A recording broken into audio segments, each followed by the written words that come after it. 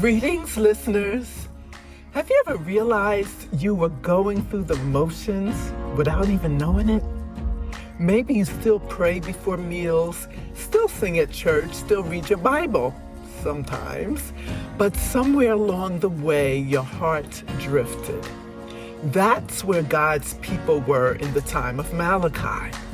The temple was rebuilt, the sacrifices were back, the routines were in place, but their worship had become half-hearted, and they didn't even see it. Malachi is God's gentle but firm reminder, return to me, and I will return to you. It's a message for ancient Israel, and it's a message for us today.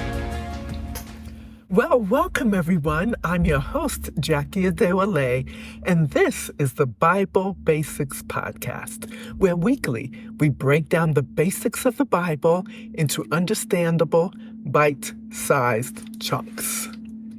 Today, we're wrapping up our season on the Old Testament and the prophets. And we're ending with a prophet who speaks not in dramatic visions or fire from heaven, but in quiet correction, heartfelt truth, and a reminder that God never gives up on his people. Let's set the scene. The Israelites have returned from exile in Babylon. The temple is rebuilt. The walls of Jerusalem are standing again. By all appearances, the story looks like it's back on track. But instead of the joyful revival many expected, the people are spiritually sluggish. Their offerings are half-hearted. The priests are careless. Marriages are breaking down. Justice is being ignored. And under it all is one question the people were too afraid or too tired to ask out loud. Is God even paying attention anymore? Now, just who was this prophet Malachi? We don't have a biography for him. The name Malachi means my messenger, which may be a title rather than a personal name, but what we do know is this.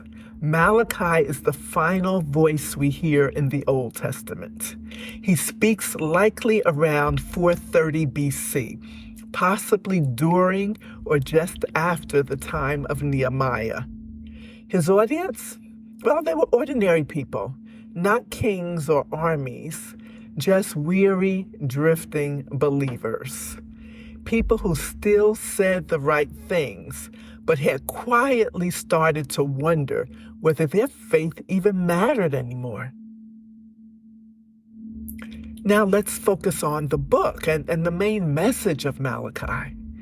At its core, Malachi's message is about the covenant, Israel's binding relationship with God, first confirmed generations earlier at Mount Sinai.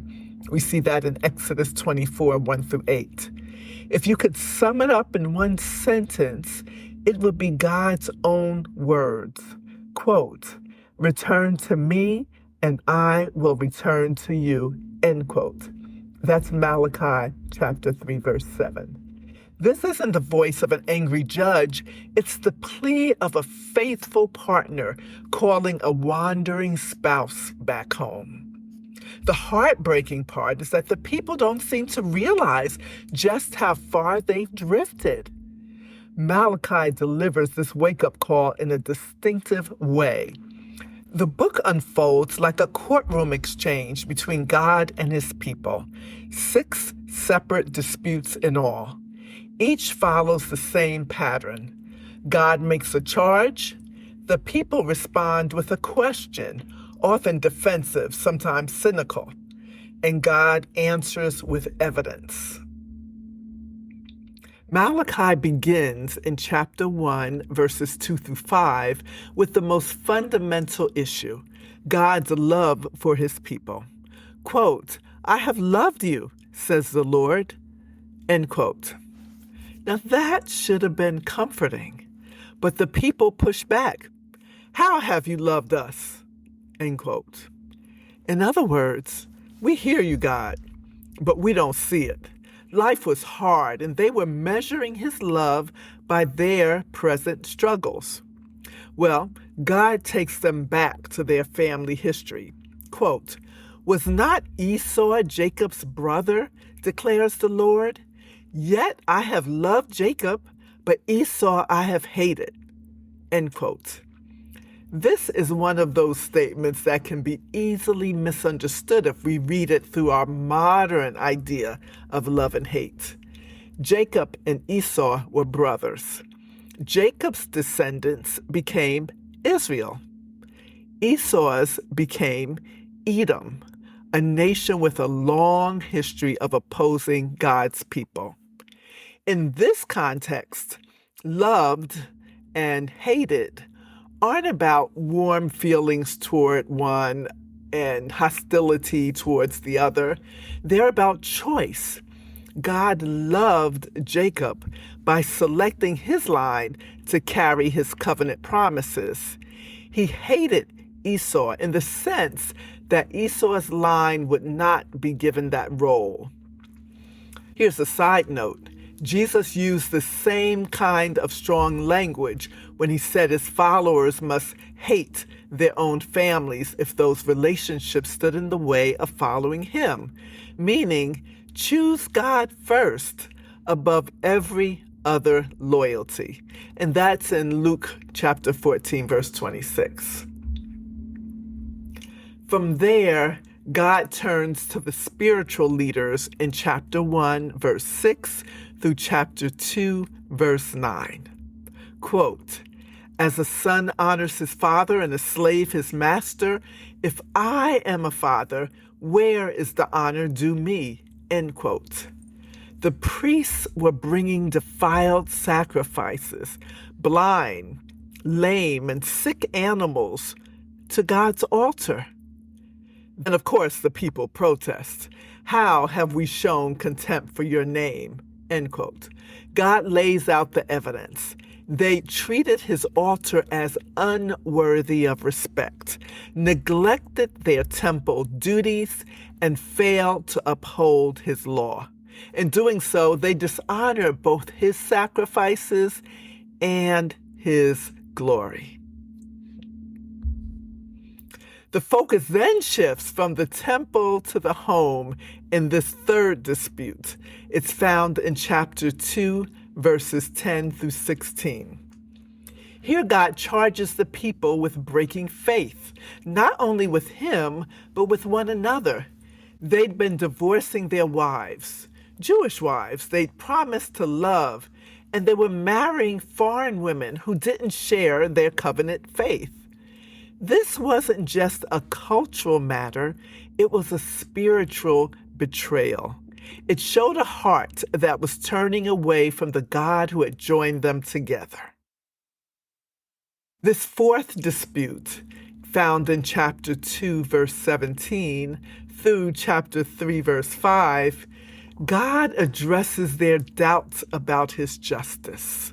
They complained, quote, "All who do evil are good in the eyes of the Lord, and where is this God of justice?" End quote. They assumed his silence meant he didn't care. God promises he will come, but not in the way they expect. He will come like a refining fire, removing impurities, cleansing his people, and setting everything right. Then in chapter 3, verses 6 through 12, God speaks to another form of unfaithfulness, how they were handling what belonged to him. Quote, "Will a mere mortal rob God? Yet you robbed me." End quote. The people were shocked. Quote, "How are we robbing you?" Unquote. God's answer, quote, "In tithes and offerings." End quote. This passage has sparked a lot of discussion in the church about what tithing meant then and how it applies to followers of Jesus today. While Christians hold different views, Malachi's main point here is clear. God calls his people to put him first in every area of life, including their resources, and he promises to respond with his blessing. In Malachi's day, the tithe wasn't a paycheck deduction. It was a portion of crops, herds, and produce from the land. God had set this up in the law to provide for the Levites, the priests, and the temple ministry, since they had no farmland of their own. And we find that back in the book of Numbers, chapter 18, verses 21 to 24. Part of the tithe also supported worship festivals and cared for the poor. We see that in Deuteronomy chapter 14, verses 28 to 29. By holding back their tithes, the people weren't just breaking a rule, they were neglecting worship, undercutting the work of the temple, and ignoring the needs of others. God invites them to, quote, test him, not as a bargaining chip, but as a call to trust. Quote, put me first again and watch me provide more than enough. The final dispute is found in chapter 3, verse 13 through chapter 4, verse 3. Quote, you have spoken arrogantly against me, says the Lord. Yet the people ask, what have we said against you? God answers plainly. They said, quote, it is useless to serve God, unquote. They felt they were putting in a lot of religious effort, but getting nothing in return. In their eyes, the wicked were better off than they were. God's response shows that the way to truly know his goodness isn't by treating him like a vending machine, serving him only for what he might give. The way to unlock a deeper walk with him is to seek him for who he is, not just for the blessings he provides. And Malachi ends with two reminders. One, keep God's law. Don't forget the covenant you belong to. That's chapter 4, verse 4. And second, look for Elijah's return, the messenger who will come before the great day of the Lord, when both judgment and renewal will take place. That's chapter 4, verses 5 and 6. And then silence. 400 years will pass without a new prophetic voice until John the Baptist bursts on the scene, fulfilling Malachi's promise. Quote, I will send my messenger ahead of you who will prepare your way, a voice of one calling in the wilderness, prepare the way for the Lord. Now, so that leads us to going a little deeper in how Malachi points to Jesus. In the ancient Near East, kings sent messengers ahead to prepare the way, removing obstacles before the king's arrival. In Malachi, the Lord says he'll send his messenger before him. That's chapter 3, verse 1. And that's echoing Isaiah's prophecy of a voice calling in the wilderness. That's Isaiah chapter 40, verse 3. And pointing to the Elijah of Malachi chapter 4, verse 5, who comes before the Lord. That's the final line of the Old Testament. Quote, see, I will send the prophet Elijah before the great and dreadful day of the Lord. That's Malachi chapter 4, verse 5. And who appears next? Well, I already gave it away. John the Baptist, a voice in the wilderness preparing the way for Jesus. Jesus himself says John is the Elijah who will come. And we find that in Matthew chapter 11, verse 14. And in Luke chapter 1, verse 17, the angel Gabriel tells Zechariah that his son, John will go before the Lord in the spirit and power of Elijah. So, while Malachi's voice is the last we hear before 400 years of silence, it's also the whisper that points straight toward the arrival of the Messiah. So let's talk about what this means for us today. If you're in a season where the passion has faded, where church feels more like habit than hunger, Malachi speaks directly to you. God doesn't shame his people in this book. He just says, bring your best again. Stop playing games with worship. Be faithful in your relationships.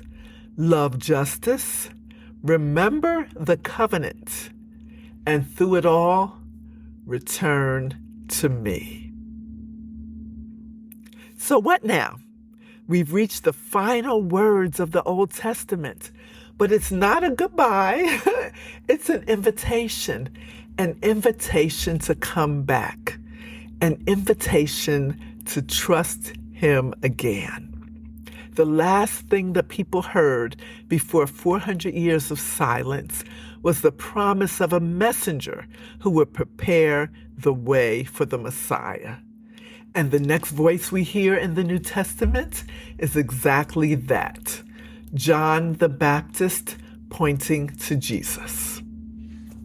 Next week, we'll step into that silent space in between, those 400 years where God's prophets stopped speaking, but history was moving, cultures were shifting, and the world was being prepared for the Savior.